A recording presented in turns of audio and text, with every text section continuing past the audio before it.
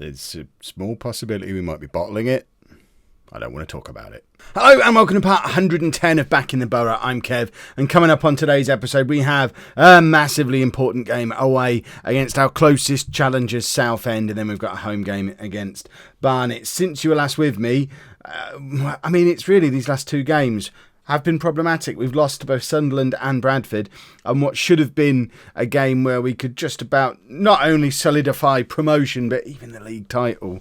We're now facing Southend, looking at that league table thinking, well, if they beat us, there's then 5 games left for them to make up a 4-point gap, and we might actually drop out of this thing altogether. At the moment, we have a game in hand on QPR and we're 3 points behind them. Our game in hand is against Colchester, I think, because that one was delayed because Colchester had players on international duty or some silly reason, and QPR won their game. We have got a better goal difference. We are still in a situation where if we win all our remaining games, we will win the league. We will set a record points total, all that good stuff. But we are just stuttering a little bit over the last couple of games, and hopefully the stuttering stops right now. And this is the team that we're going to put out there to try and achieve exactly that. We've got Hugo in goal, a back four of Ball, Hughes, Sawyer and Ibrahim, with Barber, Johnson and Neil in midfield, and Richardson in behind Ruggles and Stainsby. James Ball is injured. He's going to be out for a few weeks, which is why Richardson is in the team today. Let's get straight into this match. I'm nervous. I haven't been nervous like this for a little while. I mean, last year it was always a foregone conclusion we were getting relegated. It wasn't particularly nerve-wracking because we knew it was coming. This year I assumed it was going to be a foregone conclusion that we go straight back up again. So again, up until this point, it's not been particularly nerve-wracking. Today, though, a defeat, and my nerves are racked a little bit, if that's the phrase. We keep getting the message in the media saying we're on course for a record points total. Our points total when we won League One last time around was 92. We're currently on 82 points. So again, if we win 3 or 4 games, not only are we going to get promoted, we'll probably win the league, and we will set our highest ever points total as a club. It's been a good season. Here come the excuses. The board were only looking for a playoff finish anyway. The media are only expecting a playoff finish. Even if we don't finish in the promotion spots now, it's still okay. It doesn't count as a bottle job. Oh, goodness me. Right, here's Neil. Plays it forward to Stainsby. Barber's there, tries to slot Ruggles in. Ruggles shoots from a weird angle, but Neil keeps it in play and squares it to Stainsby, who scores, and it's Southend 0, Nuneaton 1, and as things stand, that puts the gap between us and Southend to 9 points, with 4 games remaining for them. We still have 5 remaining, and if it finishes like this, we could potentially secure promotion in the second of today's 2 games with another win. Potentially. A lot of that does rely on us beating Southend right now, though. So, fingers crossed. Apologies, I just sneezed. Hold on, back into the match. That was a massive sneeze as well. I got so excited by the goal, it kicked off my hay fever symptoms, unless it's just the start of a nosebleed because we're not used to being at the top end of the league after last season. Right, Barber plays it forward to Ruggles. Let's have a second goal before half-time. That would be delicious. Stainsby plays it out to Neil. He's got Ibrahim there supporting, but instead tucks it in field, and it ends up with Ollie Stainsby, who grabs his second goal of the game. And perhaps we should have been playing that lad all year. He started well. Whenever he plays quite well. Every now and again he has an iffy performance, and we drop him for 8 games. But he's back now. He's just scored his second of the game and could be single-handedly dragging us back into the promised land of the Championship. And please don't concede now. Have we just given away a penalty? There's bodies flying everywhere in this penalty area, and eventually, you could argue that's the 3rd time of asking Southend do win a penalty. And let's have a save from Hugo. Prove yourself to be a hero. Hugo does save the penalty. Hugo is a hero. He's been getting some stick in the comments. It's completely undeserved. I think we've actually got quite a good keeper in the shape of Lee Hugo. And if he continues to develop the way he has this year, because he's on loan again next year already, if he continues to develop the way he has this year, we're going to have a proper Championship quality goalkeeper on our hands next season, which will be a massive difference from the last time we were up at that level, when we had a bunch of clowns in goal for us. I think we should just be able to hold on until half-time now. Ever since that sneeze, my nose has been really itchy. Is that normal? Is my nose supposed to be itchy? Neil wins the ball back in midfield. Back to Ibrahim. And now Southend have the chance to break on us again, but it's a good tackle from Johnson. Ruggles got it, holding the ball up well, and it's back with Johnson again. We just need to keep hold of the ball until half-time now. But Stainsby's in again. Is he going to grab a third? He squares it to Ruggles, and Ruggles with a massive miss. I don't even know how you conspire to miss a chance like that, but Ruggles did, and we go in 2-0 up. 2-0 is absolutely fine. You offered me that 5 minutes ago, I'm absolutely taking it. And hopefully we can just hold on to that. It's a 10-point gap between us and Southend as it stands, which is crazy.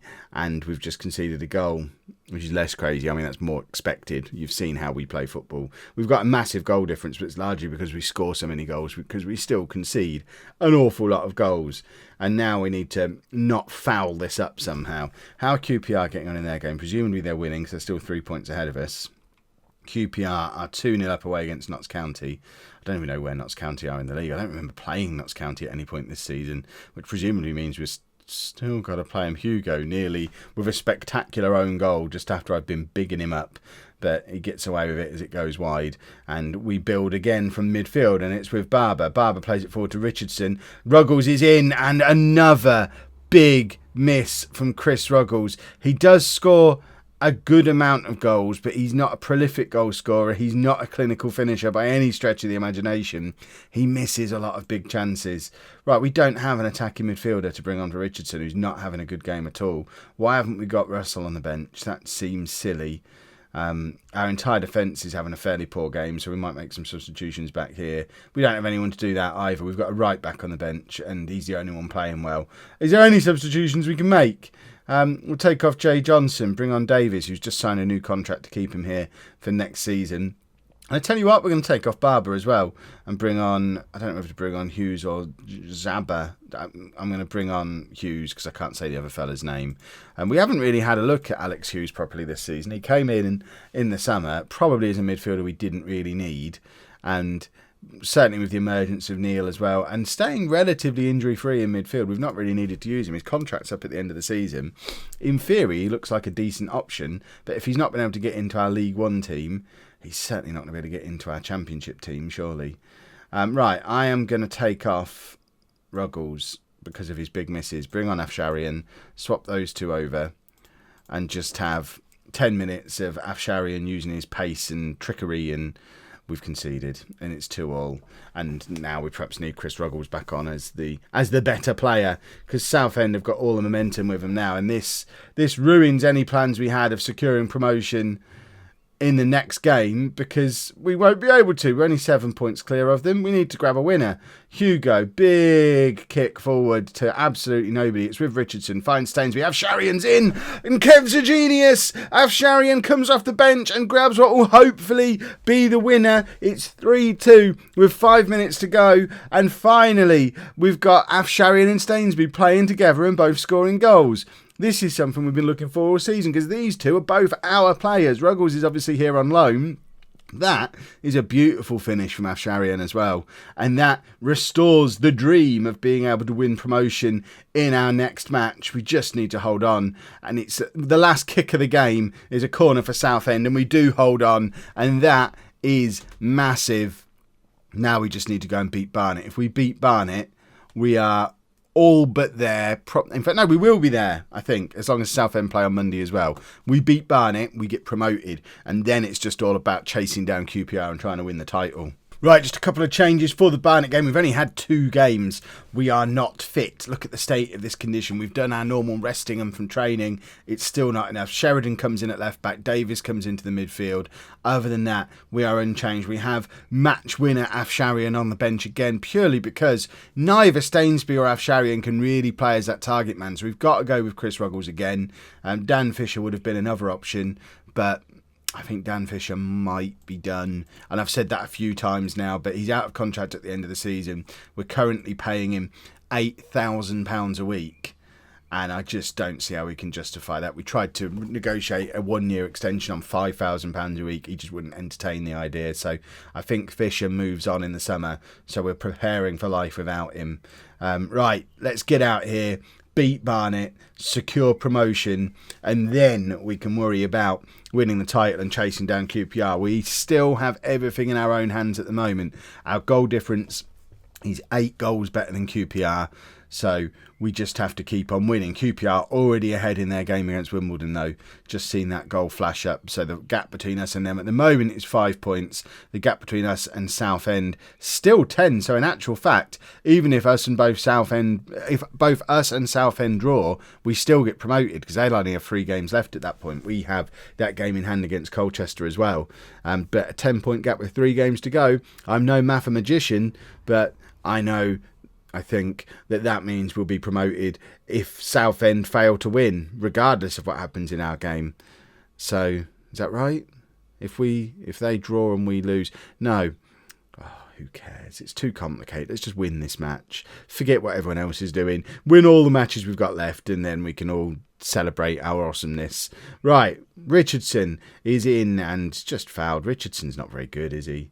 Well, I mean, we had him on loan for 3 years and he was never any good, and we still signed him permanently because that's how the transfer policy works. There weren't, to be fair, there weren't any better options. We got into the first, I think it was even on the morning of the first day of the season, the only attacking midfielder we had at the club was James Ball. So we went back to what we knew and signed Richardson, and just as well because we needed him today. But kind of wish we hadn't, because him losing possession has directly led to Barnet grabbing a goal. Which, again, as it stands, we can backdoor Kev our way into promotion here, because if we lose and Southend draw, we still go up, because it's still a 10-point... No, we're a 9-point gap then. Kev, stop trying to do maths. Just stop. I mean, we'd effectively be up in this scenario, because our goal difference is so much better than theirs. But all the same, it would be nice to win this match. And Ruggles is there, doesn't miss his lovely opportunity today, tucks away a header. I think for all the misses that we get out of Chris Ruggles, he is our top scorer this season, I think. I would have to check. You can show how difficult it's been trying to pick a regular starting front four, because I think front four would have been ideal, because Ruggles, Fisher, Afshari and Stainsbury, I think they're all in the mid-teens for goals, because I don't know who my best 2 strikers are. And I think probably what that tells me, Steve Burrell's paying for them. He was our former winger. We'll have a look at him after the game. But I think what that tells me about our strikers, if we haven't got anyone who stands out as awesome at this level, assuming we do get promoted, I think we probably need 2 new strikers amongst all the other upgrades the squad is going to need. Because if Wimbledon have equalised against QPR, that potentially is massive. Now we really, really want to go and get a winner for 2 different reasons. Southend are behind in their game as well, I think, because the gap has now grown to 11 points between us and Southend. There has never been a better opportunity for us to go out and grab a winner in a football match. Afsharian is desperate to come on, and he's going to be coming on now. We're not waiting to 70 minutes. That's how desperate we are. Stainsbury can come off, Afsharian on. We still haven't put Russell on the bench, and Richardson is still useless. We have got Walker who can play wide. Do we go with a front 3 with wide play? In fact, Ruggles can drop back. We do that. Ruggles can drop back there. And then Walker can do that, I guess. Can he do anything else? We'll make him a deep lying forward on support. Ruggles can be a shadow striker. Can't believe I'm adjusting the tactic. But we need a goal. We really, really need a goal. I don't think there's anyone else on that bench who's likely to get us one. So, double substitution to change up the front 3. And hopefully we've got a winner in us somewhere, because a winner is going to be massive at this point. We're pretty much already promoted. Now we just need to not mess up. Right. Who do we take off? We're going to take off Barber, bring on Johnson, swap those 2 over, and... Right, here we go. Last minute winner to drag us. Oh, Walker hits the crossbar. Drag us ever closer to QPR. We go level on points with QPR with a game in hand if we grab a winner. They must be losing in their game for this to be happening. How are we not capitalising on this situation? We are going to get promoted because Southend aren't going to score 2 goals to turn their game around completely. But we need a last minute winner to get ourselves back top of the league. Walker! Oh! I thought that was going to be spectacular from a man who we've never really given a chance to. and it's going to end 1-1. And all three promotion chasing teams have slipped up there, and we've backdoor kev'd it into promotion, and QPR have left the door open to us to still backdoor kev our way to the title as well. It is ridiculous, but we are back in the Championship. I don't understand how it's an unexpected promotion, but how much money have we got for next season? I mean, that's decent. We've got a massive increase in wage budget, and some decent spensies as well. Now I'm happy. And we were going to look at Boro, weren't we? Let's just look at Boro. Go all the way back. Barnet. Because I think he might have been the first lad that we sold. All the way back. Boro, now 28 years old. So we had him down when we were in the conference. Yeah, we sold him for 130,000. Kept the club afloat then. We'd been trying to play him as a central midfielder for years. It looks like he eventually became one. But he's had a decent career. Sort of dipping in and out of the conference over the years. And playing regularly at the highest level he's ever played now for Barnet, which is lovely. There you go. Steve Borrell made it. He's a League One winger. Magic stuff. And we are a Championship football club. And we've got Millwall on the last day of the season. I mean, that's some nice symmetry there. Last day of last season, we played Millwall after we were both relegated, and it was a miserable affair. Now we play Millwall on the last day again this season, knowing that we're already promoted, we could win the title. And there's a chance we could relegate them too. If you've enjoyed that, please make sure you leave a nice big thumbs up on there for me. Subscribe to the channel for daily Football Manager videos. And thank you very much for watching.